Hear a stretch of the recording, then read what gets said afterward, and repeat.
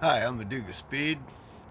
Welcome to the Bird's Nest, where we keep the world's only Pontiac Z28 right here behind me.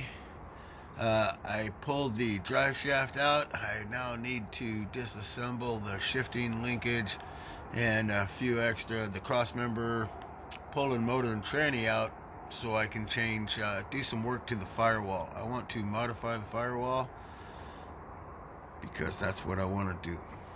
Let me show you. So you can see the yellow markings. You see how close this distributor is, and I'm not going to use that Unilite. I hate them. And I just need space back there so that I can do things. Have to put on a scatter shield and stuff, so I don't need all this shit in my way.